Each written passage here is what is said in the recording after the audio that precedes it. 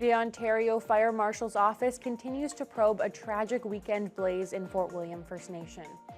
Good evening, I'm Haley Perot. Thank you for joining us. The fire broke out at around 3 o'clock Saturday morning on Squaw Bay Road. Thunder Bay Fire Rescue crews, Anishinaabeg Police, and OPP responded, and officials later confirmed that 2 people died in the blaze. The fire broke out inside a recreational travel trailer. A subsequent search resulted in the discovery of the bodies of 2 young men. Fort William Chief Michelle Solomon has posted about the tragedy on social media.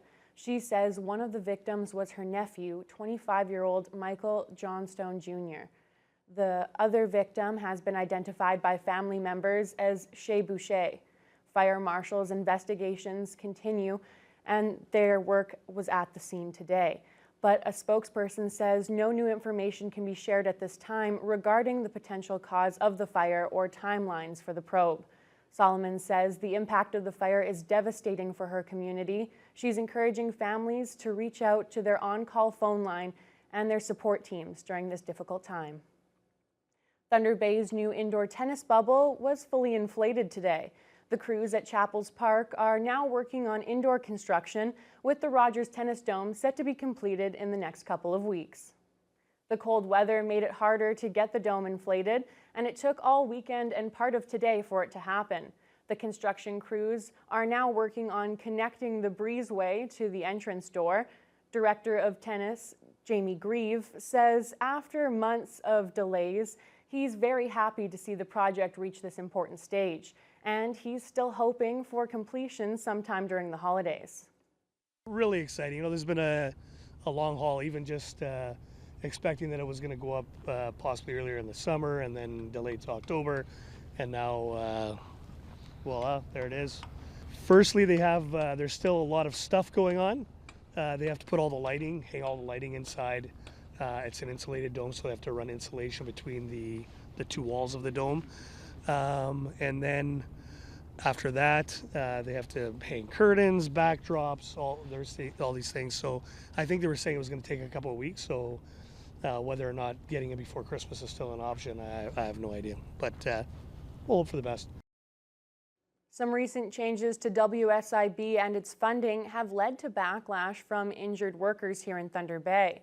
The Ford government is distributing more surplus WSIB funds to businesses, money which the protesters say belong to people injured on the job. Joy Langdon has more. It's a criminal offense, really. They're stealing money from workers. Injured workers and allies braved the cold to demonstrate in front of MPP Lise Vigeois' office to protest the Ontario government's decision to award funds from the WSIB's surplus to companies that meet specific safety criteria. Thunder Bay and District Injured Workers Support Group board member Ted Bobrovsky portrayed Doug Ford in a short skit to explain their argument, specifically that the rebate criteria includes many businesses that may still have unsafe workplaces. Welcome, everybody. I'm so pleased to be able to share with you today the great news. We want justice. The Workplace Safety and Insurance Board is flush with cash. We want to reward Ontario businesses with big handouts. With one example after another, how companies are not safe, who've had fatalities, who've had from traumatic events, fatalities from occupational disease, have suppressed claims, and they're all getting money back. They're not safe, but the way the system is rigged, they're getting money back anyways. Another bone of contention discussed was how the WSIB will not pay benefits to previously covered workers once they turn 65, nor will the agency cover new claims made by workers who have reached that age. Given the readiness of WSIB to give over $10 billion in so-called surplus dollars to employers, supposedly because there are no injured workers who've been left behind, there's no excuse not to extend coverage for Ontarians who work past age 65. Until the previous government under Mike Harris started changing the rules. And one of the key principles that Sir William Meredith put in place was compensation for as long as the disability lasts. Vigeois has now tabled Bill 86, also known as the Meredith Act, aimed at overhauling the workers' compensation system. Joey Langdon, TBT News. Thousands of city residents braved the cold weather on Saturday evening for the 26th annual Parade of Lights. The inner-city area came alive with holiday cheer as brightly decorated trucks lit up the street while raising money for local charities. Emma Chilton has the story. The Parade of Lights was a hit with thousands of residents lining the sidewalk to watch the convoy pass, all in support of Autism Ontario, George Jeffrey Children's Foundation, Special Olympics Ontario Thunder Bay, and Thunder Bay Therapeutic Riding Association.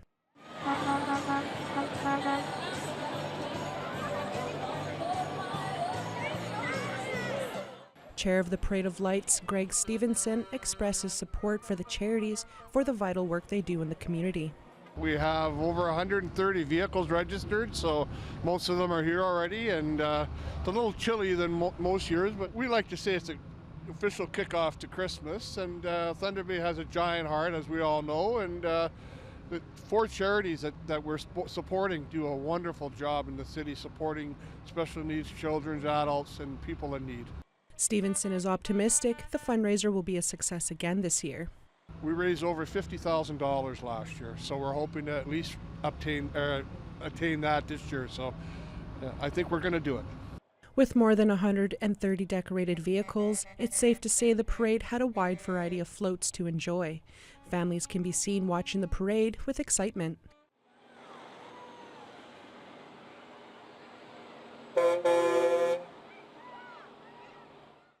Volunteers lined the parade route collecting donations from spectators, helping local charities receive much-needed support. Proof that holiday spirit can go a long way. Well, I'd like to say thank you very much for everyone that came out to watch. I want to say thank you to all the trucks that are in the parade because they've done a phenomenal job and a lot of work. Emma Chilton, TBT News. The Parade of Lights brought thousands of city residents and their cell phones out on Saturday night, and that was perfect timing for people to capture a different kind of light show on video when a Starlink satellite re-entered the atmosphere and burned up high over the city. Wow! Is that a firework? No, that's a meteor. Well, it looks like it came down not exactly over Thunder Bay. We don't have an exact path because it wasn't tracked. But Thunder Bay was pretty near the center line of this event.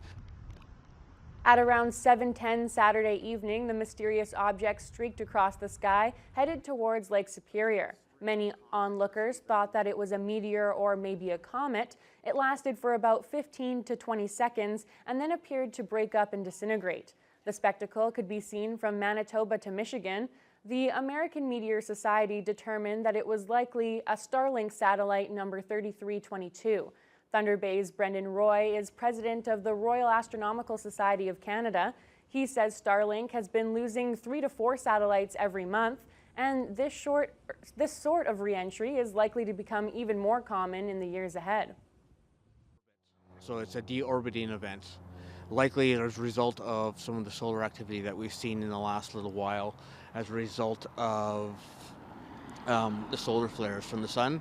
And those solar flares, which have produced some great images for northern lights, is not so good for earthbound satellites. And so in this case is likely what's happened, that the satellite got fried from the solar storm and was deorbited as a safety measure. Representatives from a pair of groups representing Northern Ontario want to ensure the federal government is aware of the issues affecting our region. Members of NOMA and the Federation of Northern Ontario Municipalities recently met with ministers and other members of Mark Carney's government. Ryan Bonazzo has more on what they discussed. Leadership from the Northern Ontario Municipal Association and the Federation of Northern Ontario Municipalities were recently in Ottawa, raising a number of northern issues with some high-profile members of Mark Carney's cabinet, including Finance Minister François-Philippe Champagne, Industry Minister Mélanie Joly, and others.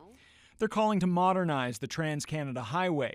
NOMA and FNOM want Highways 11 and 17 to be designated as nationally significant corridors and twinned wherever possible. They also want 2+1 highways with a center passing lane that alternates directional right-of-way across the Canadian Shield. NOMA President Rick Dumas says Canada's economy can't afford another infrastructure issue like the one in 2016 when the Nipigon River Bridge failed. Canada literally is cut in half by the Nipigon River Bridge and their Nipigon Rail Bridge. So you can imagine your goods and services are traveling through this country through that one critical area.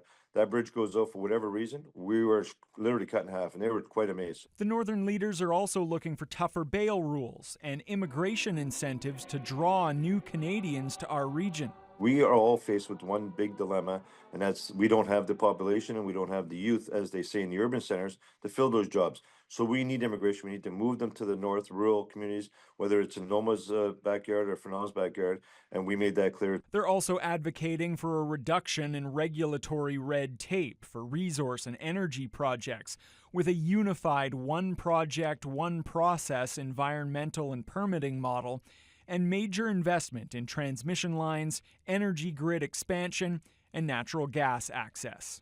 Dumas notes they weren't able to secure any commitments from the government, but he does believe that their message was heard loud and clear. Ryan Benazzo, TBT News. Officials with Equinox Gold say they can't guarantee what the final size and shape of the open pit gold mine will be near the community of Geraldton. The gigantic open pit is about to force the Greenstone OPP station to be moved, and some residents have expressed concerns that their golf course could be next. Joy Langdon has more. The Greenstone gold mine is growing rapidly. The open pit mine is located 275 kilometers north of Thunder Bay, near the community of Geraldton. The mine has already grown to the point that a local OPP station needs to be moved and rebuilt before it is consumed by the pit, which the mining company is footing the bill for.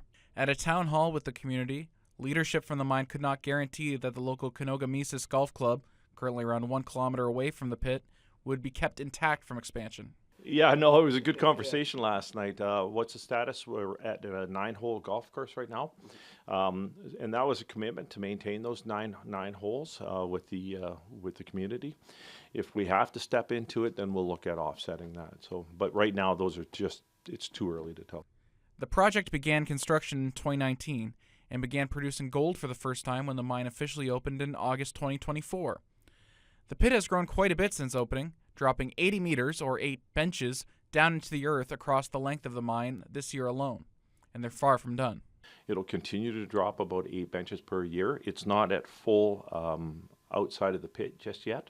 We'll continue growing that pit out as we continue to grow.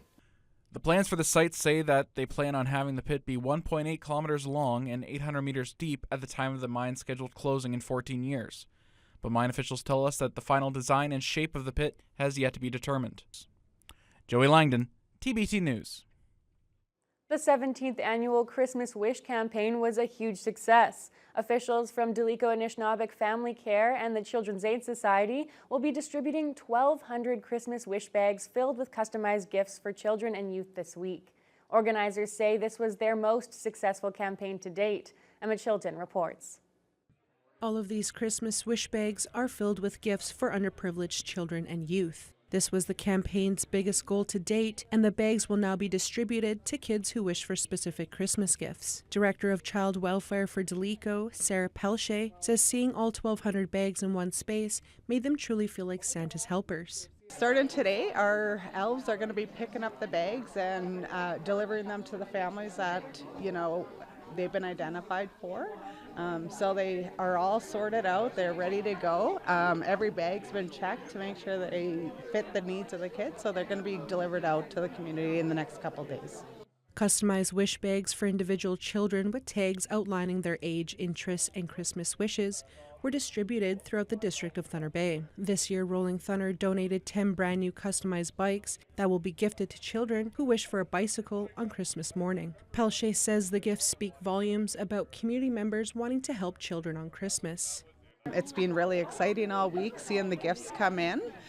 We've been sorting gifts all week, and you know what? These gifts and the generosity of the community is really great. Like, we've had awesome donations this year, gifts identified. We had bikes this year, guitars, AirPods, so really customized gifts for the kids. The Director of Service with the Thunder Bay Children's Aid Society, Glenda Hamlin, says she was amazed by how many wish bags were filled this year. Thunder Bay is such a generous community, and it really is. You can see the partnership and the ownership in taking care of kids. These are community children and youth, so the support is there, and you can see the generosity and love. Since the campaign's launch in 2008, the two agencies have delivered 11,200 wish bags to children in the district. But this campaign is not just about numbers, but the memories that the wishes bring. Emma Chilton, TBT News. From Central Park Zoo to the Westgate Cafetorium, some of DreamWorks' favorite characters are hitting a local stage this week. Students from Westgate's senior drama class are bringing the jungle to life with Madagascar Jr.